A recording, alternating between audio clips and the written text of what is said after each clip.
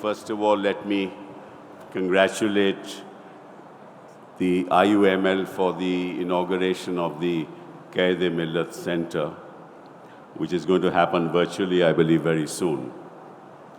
Sayyid Sadiq Ali Sahab, Thangal Sahab, Chairman of the PAC IUML, Professor K.M. Kader Mohiuddin, National President IUML, Mr. P.K. Kunalakutti, MLA, General Secretary IUML, Mr. E.T. Muhammad Bashir Sahab, Member of Parliament, Dr. Abdul Samad Samadani, Member of Parliament, Dr. Abdul Wahab, Member of Parliament, Advocate Harris Beeson, and a very, very dear friend of mine, Member of Parliament, Mr. K. Nawaz Kani, Member of Parliament, and all the honorable delegates gathered here today.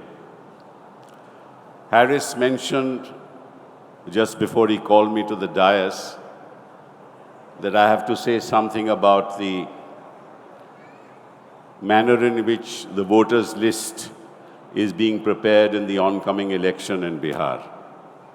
But before I do that, let's go back a couple of months to what the Home Minister of this country has been saying from the rooftop, namely, Bangladeshis have entered into Bihar. And that originally is the rationale for doing this, what is called the special intensive revision of the roll voters list in Bihar. Now, very few people know what the special intensive revision is.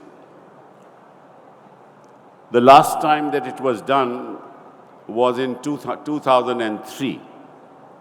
And what happens in the course of a special intensive revision, that the block level officer called the BLO, who's a representative of the Election Commission, goes to every household and inquires from the household as to how many members there are, who is presently living there, has any of them moved out of his permanent place of residence, what are their ages, have some of them attained the age of 18 so that they can go and vote. So the entire voters list is in fact de novo prepared for the purposes of ensuring that there is purity in the voters list on the basis of which people go and vote. This was last done in 2003. As you know that before 2003 there was no digitization in a sense of the voters list. But in 2003, that happened. But this process took about 243 days. So it's not a process that can be completed in 1 month, 2 months, 3 months. It took 243 days to be, for this process to be concluded. Now, when the voters list was prepared, then every year on January 1 of any year, this voters list is updated. An updation is done through a process called a summary revision. In other words, every January 2001, 2004, January 2005, January 2006 onwards, January 1, the voters list is updated till 2025. That's the requirement of the law. So in fact, the Election Commission had a voters list in 2025, which was uploaded pursuant to a special intensive revision way back in 2003. And the chief election commissioners have been telling me personally, who have retired, that there is no need for a de novo special intensive revision because it was already done and all that is needed, all that is required is to update it. But as you know, as I started and I told you, that it is the Home Minister who keeps on saying from the rooftops, but Bangladeshis have entered into Bihar. Now, in the course of what has been happening in Bihar, the Election Commission has not cited a single Bangladeshi who has come into Bihar. Not a single Bangladeshi has been cited. So obviously, it was a ruse. Now the question is, why are they doing this? And the reason is very simple. Right from 2014, the BJP has been adopting methodologies, adopting procedures through which they can somehow win the election by means fair or foul, and most of them are foul. They have, in the process, they have manipulated the laws. In the process, they have used the PMLA, that is the Enforcement Directorate, to prosecute people. They have been forced to use, or they are using the CBI for their political ends. This is what is called the weaponization of the laws. And in the meantime, as you have seen in Maharashtra, they added votes to ensure that they win. And in Bihar, they are deleting votes to ensure that they will win and manipulating votes. So the whole purpose of the exercise is to manipulate the voters list, which is the bedrock of the Indian democratic system. In other words, if the voters list is polluted, there can be no fair election. And they know that because the people of the country have now realized that these people in the last 11 years have not delivered for the people of India, naturally they know that the people of India are standing against them, and come 2029, they'll be defeated in the election. Therefore, they are trying to manipulate the voters list in every state in this country. The next they will go to is West Bengal. Thereafter, they're going to various other states. And you've seen the attitude of the Chief Election Commissioner as how he has failed to answer questions. After all, if for the last 11 years, the BJP is in power, how is it that people have come from Bangladesh and come to Bihar? And if some of them have come, that's the responsibility of the Home Minister. How can he use that as an excuse to say that I will redo or de novo decide on redoing the voters list? Now, what does this voters revision involve? As I told you previously, every block level officer would have to go to each household to find out as to who is present there, who is come of age, who is now going to be included in the voters list, how many people have died, how many people have moved out of their ordinary place of residence. But this time, this method is not used. Now what they are doing is, they say that every household will have to fill what is called an enumeration form. And that enumeration form has certain criteria which are required to be filled. And there are 11 such documents in the enumeration form. And what the Election Commission says is, not that they go to any household. They say, if anyone in a household who is of voting age has any one of the 11 documents in that enumeration form, he will be entitled to vote. Now, according to us, this is an exclusionary exercise. For example, they say if you have a passport, you are entitled to vote. How many people in Bihar have a passport? 2.84% of the people in Bihar have a passport. They say if you have a class 12 certificate or a class 10 certificate, how many people go to schools in Bihar in class 12? Many of them drop out after class 10. So lakhs and lakhs will be excluded in the process. Then they say if you have a pension certificate. Now, how many people are employed in Bihar who can show that they earn pension? These are only government servants who will be earning pension. That's very few. So the purpose is that if they don't have any one of these 11 documents, then they shall be excluded. Then they say you should have a school certificate or you should have a birth certificate. Now I know, and I can say that for myself, there are many, many lakhs of people in this country who cannot produce a birth certificate.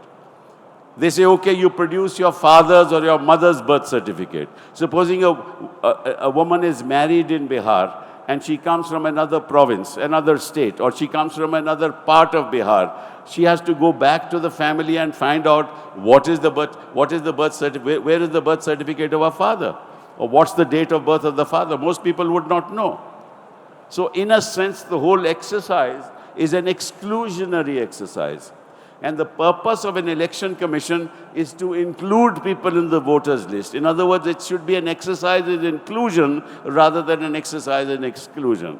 And that's what the election commission is doing. With great difficulty, we were able to persuade the Supreme Court of India to say that, look, why don't you accept the Aadhaar card?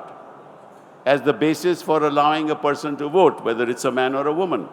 Now, almost 88.7% of people in Bihar have an Aadhaar card. As you know, Bihar is one of the most underdeveloped states in this country. The rate of literacy in Bihar is 61%, as opposed to 74% in the rest of India. It is 88% of the people of Bihar live in rural areas. 28 of the 38 districts in Bihar are flooded during monsoon. Where are they going to find documents to give to the Election Commission? And the level of literacy, as I told you, is only 61%. People don't know how to read and write. People don't know how to fill a form. So the result is that there is going to be massive exclusion of voters. And that will support the BJP, because who are the people who will be excluded? The poor. The poor will be disenfranchised. The scheduled caste, the scheduled tribes, the other backward classes, they'll be disenfranchised. Even the people from the economically weaker sections of society will be disenfranchised. So you disenfranchise the poor, who normally vote for parties who are pro-poor. You enfranchise the rich who vote for the BJP, and in that process you exclude lakhs and lakhs of people, and you get the result that you want. So this is what is happening in Bihar. And all of India must rise to make sure that the Election Commission should not destroy the very backbone of Indian democracy. If the voters list is polluted, there can be no free and fair election. But the Election Commission doesn't want a free and fair election. They have been resisting demands by the opposition parties to tell us how suddenly in a state like Maharashtra, the voters' percentage increased after the voting time was over, namely after 5 o'clock or 6 o'clock. Suddenly there was a jump of 9%, 10%, 11%. That's never happened anywhere. Now, of the 7.79 crores of people who are residents of Bihar, they say that 65 lakhs have either, 34 lakhs have deleted their names because they have passed away.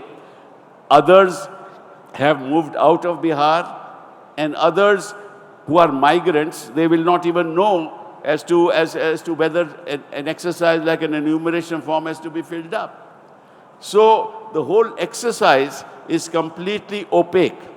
Luckily for us, the Supreme Court said, you give us the names of all those, give us the details of all those names who have been deleted and why they have been deleted.